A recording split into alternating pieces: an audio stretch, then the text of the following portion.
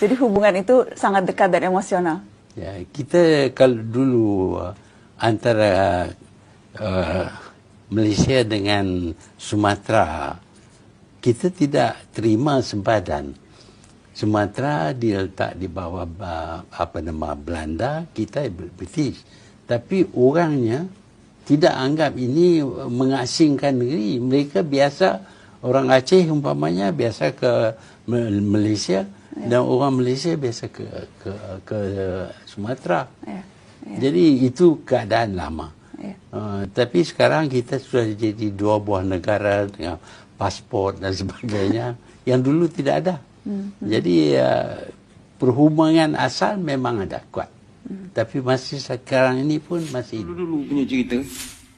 Sebab itu kita tak boleh memadamkan sejarah bahawa Portugis, Belanda, Inggeris datang kerana nak agama. Itu sejarah. Tapi kenapa mereka gagal? Sebab orang tua-tua kita pertahankan, perjuangkan.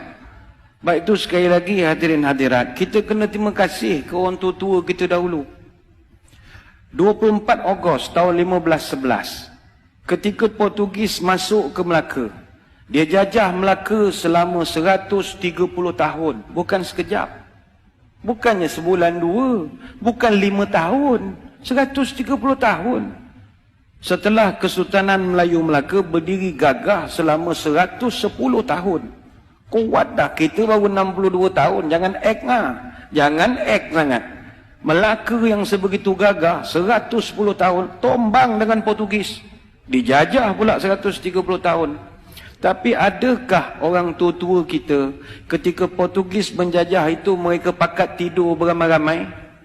Adakah mereka perangai macam kita main telefon siang malam pagi petang? Tidak. Orang tua-tua dulu tak pernah tidur.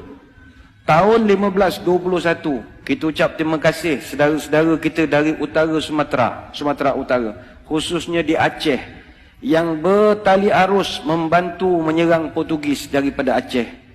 Tahun 1521, Sultan Ali Muhayyad Shah, Sultan Aceh pertama, dia serang Melaka.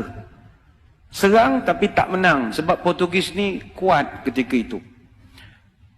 Datang pula Sultan Alauddin Al-Qahar, Sultan Aceh yang ketiga. Dia serang Melaka 3 kali. 1537 dia serang, kalah. 1547 dia serang guna kapal, pun kalah. Tahun 1564 dia minta bantuan dari kerajaan Turki Utsmani. Semasa itu kerajaan Turki Utsmani diperintah oleh Sultan Sulaiman yang merupakan Sultan Turki Utsmaniyah yang ke-10, minta tolong tapi gagal. Adakah Portugis terlampau kuat? Tidak juga. Portugis tak kuat. Tapi di kalangan orang Melaka ketika itu seronok kerja dengan Portugis. Jadi dia orang dah dapat gaji, ada allowance, ada pangkat, ada apa. Dia orang pula mempertahankan Portugis siang malam pagi petang. Jadi Portugis main wayang sajalah. Orang-orang kita yang berlawan sesama kita. Kemudian Sultan Ali Riayat Shah, Sultan Aceh yang ke-9, serang Melaka 3 tahun berturut-turut. 1573, 1575, 1577. Tapi tak menang, pembelot ramai. Sambung balik Dik Sultan Iskandar Muda, Sultan Aceh yang ke-12. Dia serang 2 tahun, 1615 dengan 1638. Hasil daripada serangan demi serangan bertali arus, akhirnya Portugis lemah. 1641, Belanda datang. Bila Belanda datang, orang Aceh dah penat. Penat dah menolong. Orang tempatan masih lagi seronok dengan baju uniform, dapat apa, komen seronok, dapat jadi pegawai kerajaan, jadi orang pencen. Tak ada dia berjuang melawan Belanda dah. Belanda datang tahun 1641, kita ucap terima kasihlah kepada saudara-saudara kita dari Makassar, Bugis. Orang Bugis yang banyak menolong kita. Orang Belanda datang jajah Melaka Johor berapa tahun? 183 tahun. 183 tahun. Datanglah orang-orang Bugis tahun 1782 sampai 1784, yang itu memang serang habis-habisan.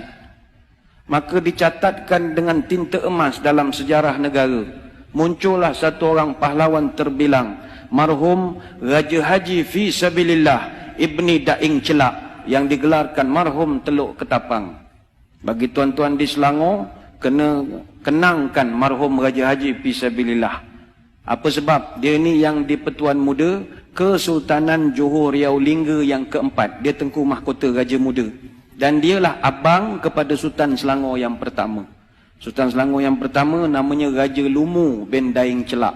Raja Lumu ni ditabalkan dengan nama Sultan Salahuddin Shah, memerintah Selangor 1745 sampai 1778. Kenapa adik dia yang jadi raja? Abangnya mangkat awal. Kenapa abangnya mangkat awal? Mangkat di Kota Melaka 19 Jun tahun 1784. Umur baru 57 tahun. Ketika jenazahnya ditemui, tangan kanannya memegang kitab Dalailul Khairat, tangan kiri memegang badit. Dia lawan Belanda sampai ke Kota Melaka. Tapi akhirnya gugur menjadi seorang syahid. Kenapa mereka ni berjuang berhabis-habisan? Nak pastikan orang putih, jangan kau nak tukar agama cucu cicit aku. Itu aja. Itu dia dari Makassar, apa kena mengena dengan Melaka? Ukhuwah Islamiyah. 1786 Inggeris datang ke tanah Melayu. Mula-mula dia datang masuk ikut Pulau Pinang. Dia masuk Pulau Pinang, dia tukar habis sejarah Pulau Pinang. Dia dakwa dia pula yang membuka Pulau Pinang. Apa benda dia pula membuka Pulau Pinang? Ingat kita ni tak reti yang buka negeri agaknya. Maka terpadamlah sampai sekarang sejarah sebenar pembuka awal Pulau Pinang tahun 1730. Siapa yang buka Pulau Pinang tahun 1730? Datuk Jenatun. Datuk Jenatun ni atau nama sebenarnya Jenan bin Rajo Labu bin Rajo Gandam bin Rajo Manguyang, dari Gunung Sahilan bin Rajo Kuoso bin Rajo Bakilap Alam Bertegak Gelar Tunku Bagewang yang pertama, Raja Alam Minangkabau. Mak dia putih sangat Indo Dunio. Orang Pagaruyuang, orang Sumatera yang membuka Pulau Pinang. Tapi sejarah itu dipadamkan dengan kemasukan Inggris. 88 tahun kemudian dia tipu pula orang Melayu. Tahun 1874 menerusi perjanjian Pangko yang penuh dengan muslihat. Akhirnya orang putih jajah negara kita berapa tahun? Bukan 10 tahun, 117 tahun. Tapi adakah nenek moyang kita tidur? Tidak. Bangkit satu persatu. Dol Said, Rentap, Mat Saleh, Maharaja Lela, Tok Bahaman, Tok Janggut, Haji Abdul Rahman Limbung, dan senarai itu begitu panjang sekali. Apa rasional mereka berjuang? Allah. Sebab itu orang tua-tua wujudkan satu perkataan namanya merdeka. Merdeka ini simbolik daripada huruf mim, ra, dal, ya, kaf, alif. Merdeka. Mengikut Rasul dan yakin kepada Allah. Itulah merdeka. Mereka tahu mereka takkan dapat menengok hasil. Tapi kalau mereka tak berbuat sesuatu, malam ini mustahil boleh azan 5 kali sehari di bumi Selangor Darul Ihsan. Mereka berjuang siang dan malam. Sebab itu hadirin hadirat yang dirahmati Allah sekalian, perjuangan orang tua-tua ni kita kena terima kasih. Mereka berjuang lagi dan lagi dan lagi dan lagi dan lagi dan lagi dan lagi dan lagi dan lagi sampai kita tidak ada lagi. Adapun anak cucu dia, apa perjuangan dia untuk agama dan tanah air? Yilek. Tak ada. Yang dia fikir perut dia, anak-anak dia, dan main handphone siang malam. Itu sajalah kerja. Tak ada. Ni bukan orang sini, ni orang Kuantan. Orang sini semua bagus. Sini semua fikir masalah umat semua. Kang keluar video marah pula orang Kuantan. Orang Afrika.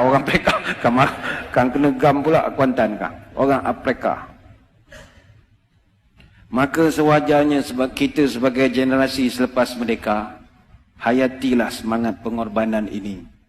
Habis nak korban apa lagi Ustaz? Semua dah okey, saya kerja pun dah pencen, anak pun dah kerja, masuk universiti, nak berjuang apa?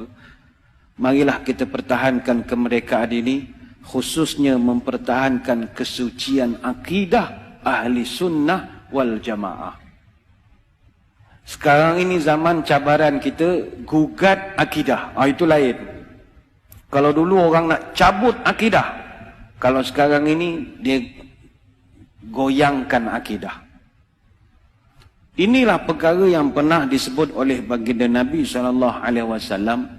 Badiru bi'amal fitanan kaqtita'il lail muslim.